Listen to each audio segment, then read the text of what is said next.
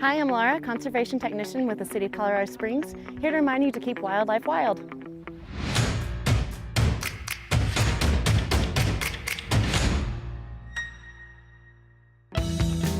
Many bird species are common in Colorado Springs parks and open spaces. They help control our rodent and insect population, and they pollinate many native plants. During nesting season, raptors often use outcrops in our parks and have been known to attack people who get too close. Please keep pets on a leash and respect our nesting birds.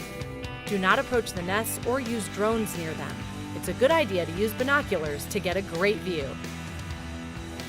Thank you for sharing the space and keeping our wildlife wild.